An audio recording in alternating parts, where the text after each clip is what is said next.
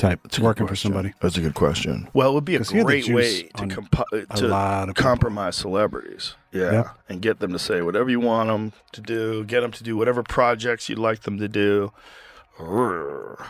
And, you know, when you're under a power, man, it's just I can't go into details now, but sir, like, I'll tell you, it felt like some sacrificial stuff was going on, man. Like, do all those things. When you give up those things, but when you give up your manhood, I've never seen somebody recover from it.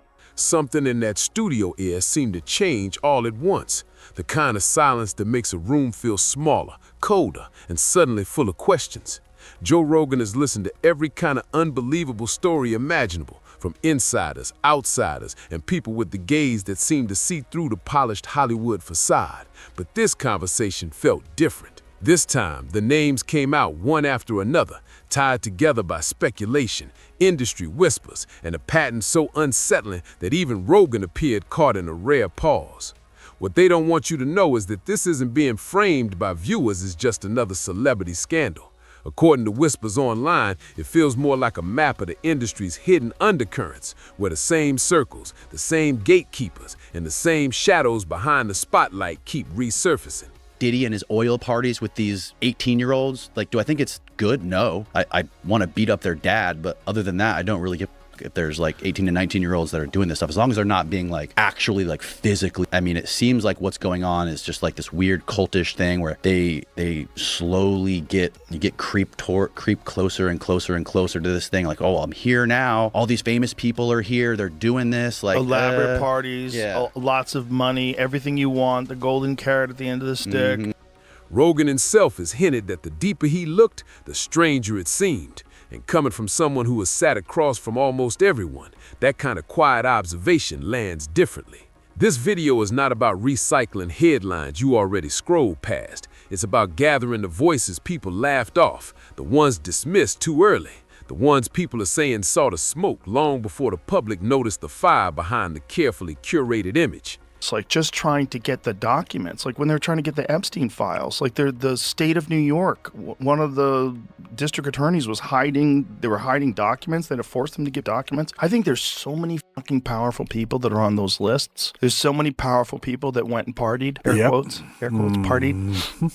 And how many of them went to the Diddy parties? Have you been paying attention to the trial? Oh, yeah. Trials. Wild. Cat Williams, Gene Deal, Day 26, Terrence Howard, names that kept floating through the conversation like echoes from the corridors where power moves in silence, all pointing towards stories the official narrative always seems to skip over. But is it really just a coincidence that the loudest warnings were the easiest to mock? The more you look at it, the less it looks like coincidence. Phones went quiet, reputations shifted, and the public was never meant to question why certain voices suddenly faded from view.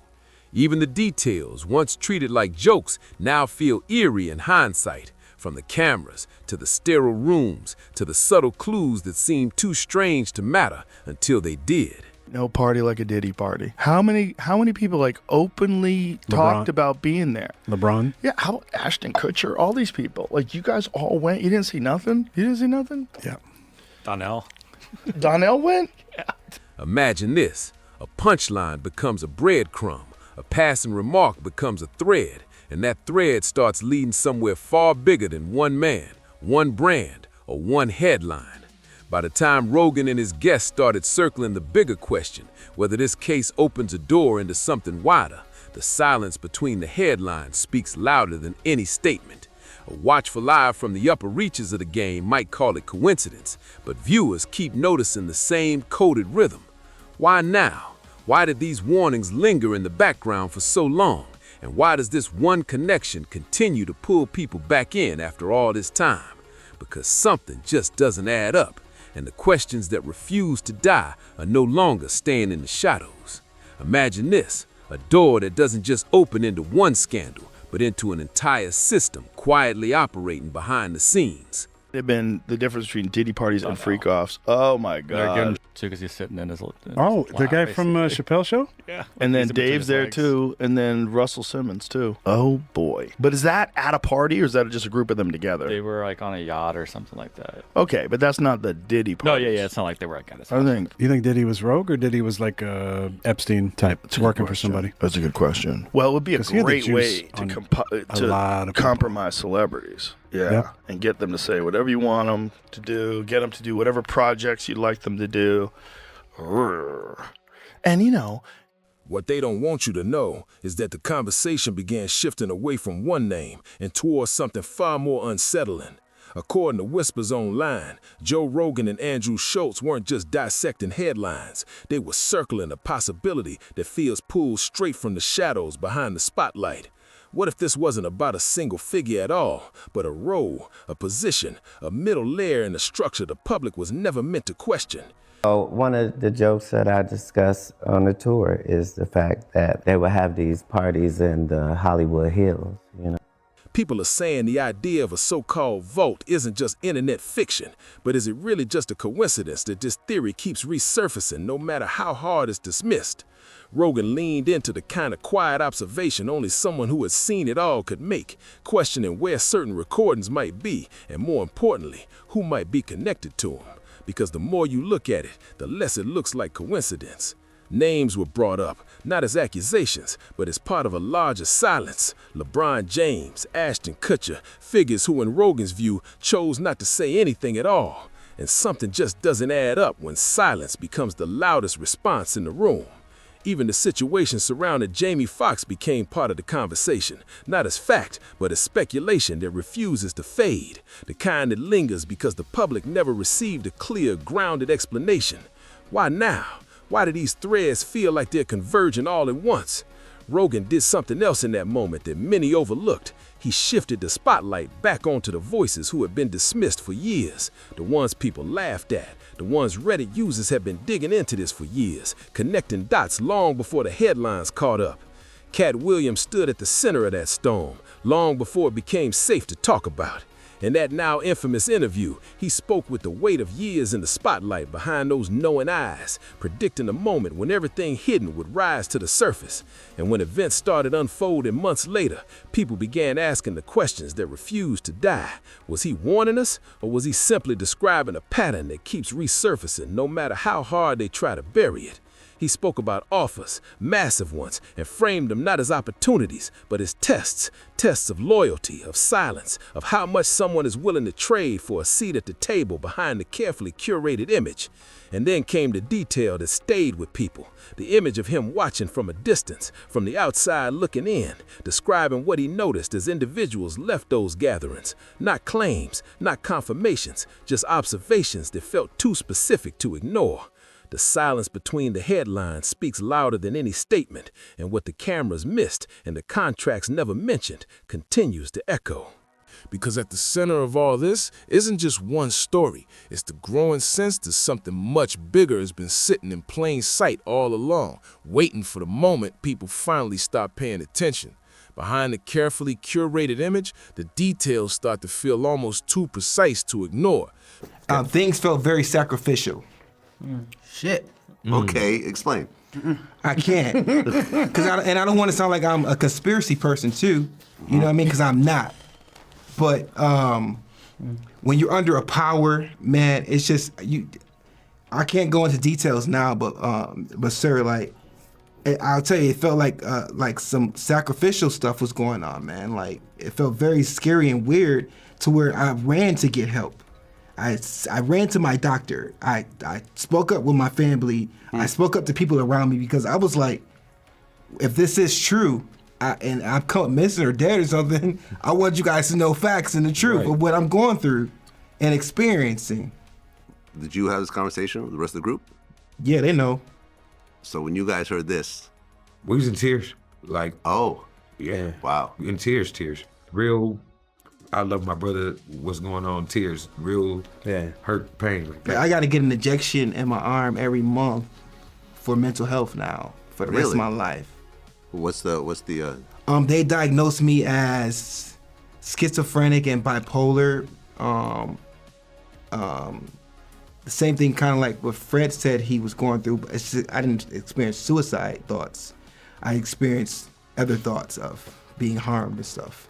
People are saying it wasn't just what Cat Williams described, it was how he described it. The clothing that seemed oddly off, the loose laces, the distant expressions, like something intangible had been left behind in a place no one could quite explain.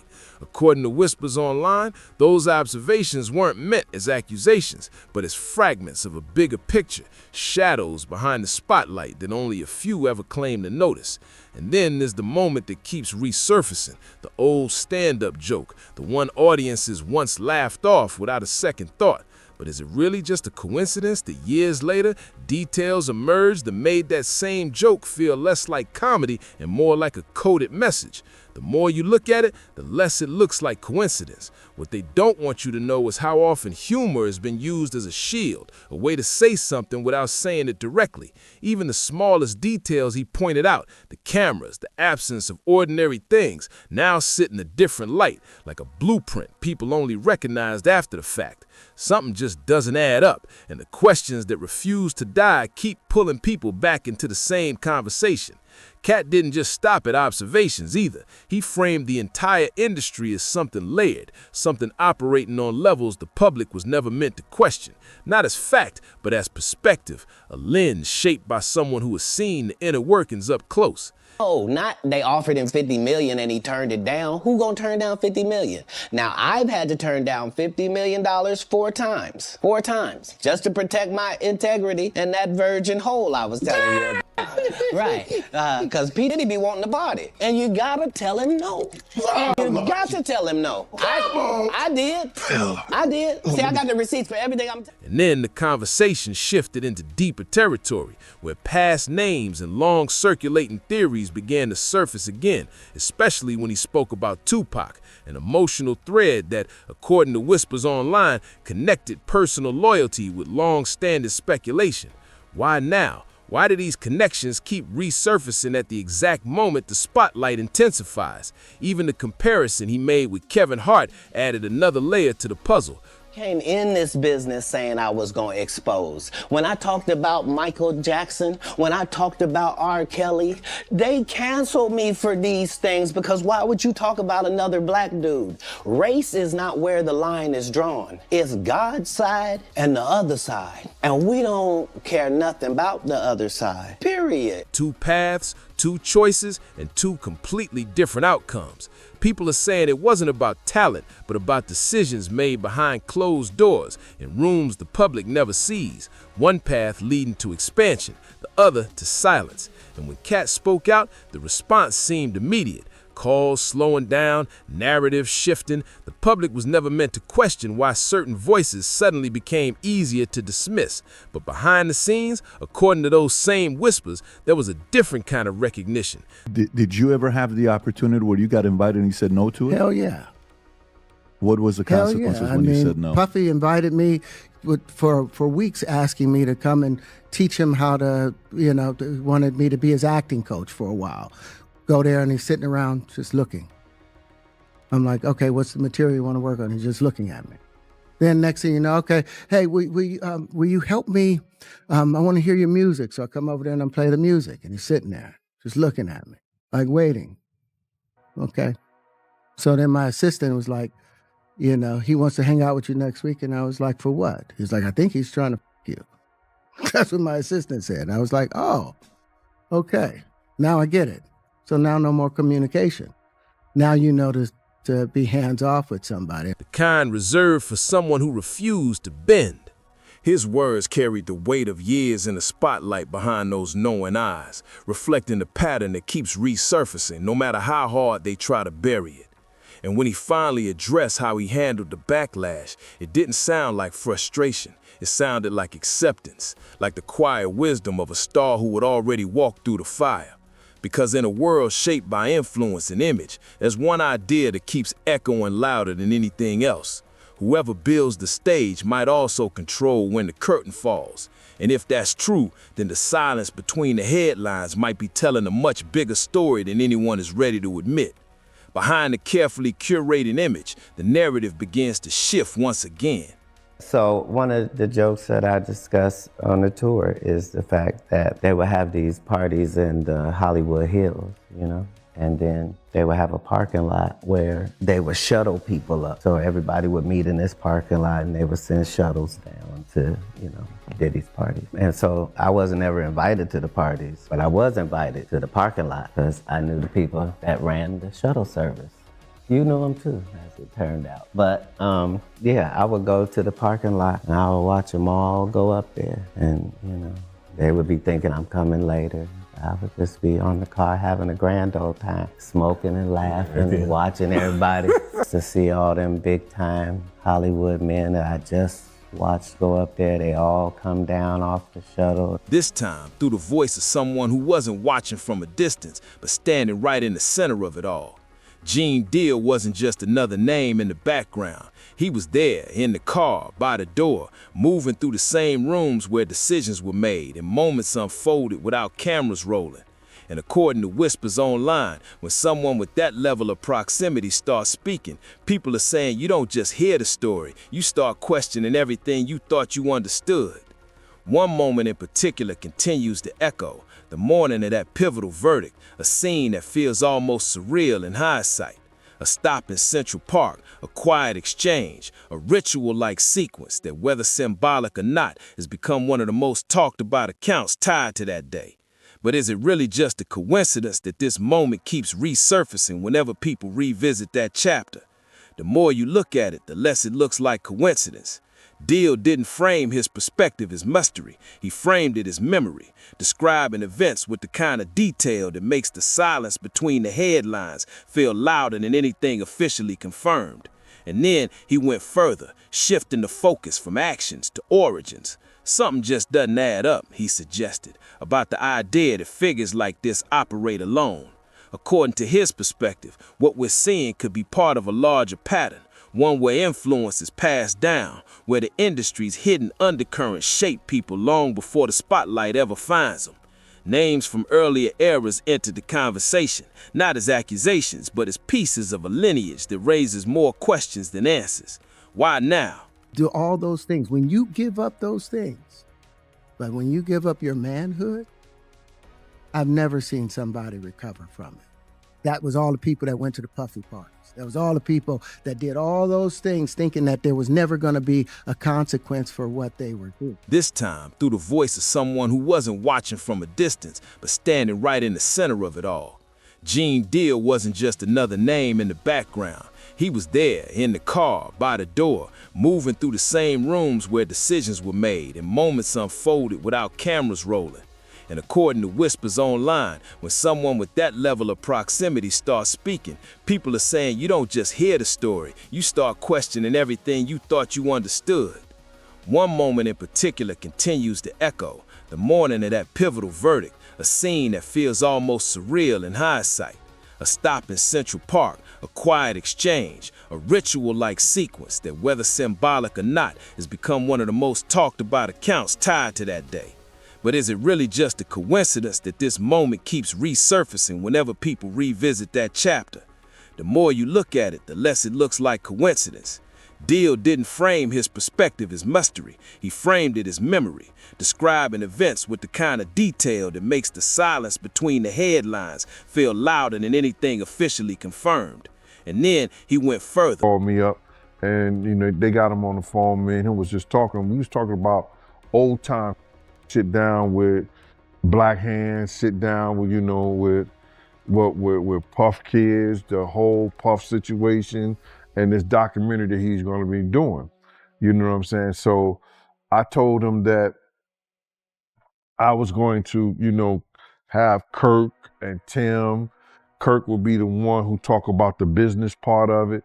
Tim will be the one who talk about the growing up phase with Diddy and everything, like, and over there working in the record industry with him and stuff like that. They was like family.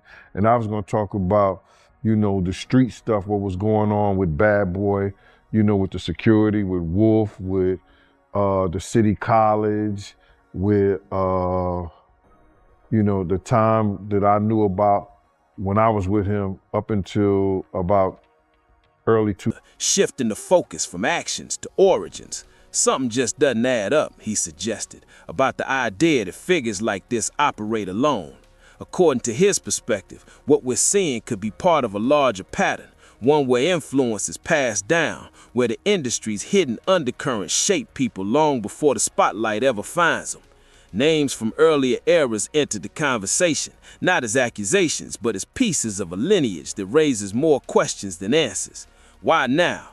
Why are these connections being revisited at this exact moment?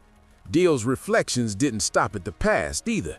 He contrasted different paths, different energies, describing one figure as grounded and another as something far more complex, layered in ways the public was never meant to question. And people are saying that what stood out most wasn't just what he described, but how he described it, as if he was pointing to something calculated, something built over time rather than sluch-eye. The questions that refuse to die only grow louder when he speaks about those who were closest to that world, suggesting that proximity came with a cost few truly understood. Not claims, not conclusions, but observations that feel too specific to ignore. And then there's the weight of what he emphasized most. This wasn't, in his words, a theory. It was his lived experience, his vantage point from inside rooms most people will never see. What they don't want you to know is how those kinds of testimonies tend to ripple outward, connecting to other voices, other stories that once seemed isolated. Which brings everything to the next layer, the artists who weren't just witnesses, but participants in a system they may not have fully understood at the time. Day 26, a group that appeared to step into the spotlight with everything ahead of them, but behind the scenes, according to whispers online, their experience may have been something entirely different. Because the more you follow these threads, the more it feels like the same pattern resurfacing again, just with different faces, different moments, and the same unanswered questions lingering in the background. From the outside, it all shimmered like a once-in-a-lifetime opportunity, bright lights, national television, the promise of stardom just within reach. But behind the carefully curated image, according to whispers online, the experience felt nothing like a dream for those actually living it. People are saying that Q's account didn't sound like industry frustration. It sounded like someone trying to make sense of something far more unsettling. An email that didn't read like business, but like something coded, something symbolic, something that left him questioning the environment he was in. And something just doesn't add up when an artist begins describing the atmosphere not as competitive, but as deeply uneasy, almost unreal. Then came the moment that continues to echo across discussions, the gathering, the pill, the sudden loss of awareness, and the disorienting realization that followed. But is it really just a coincidence that stories like this keep surfacing in different forms, from different voices, all pointing toward the same shadows behind the spotlight?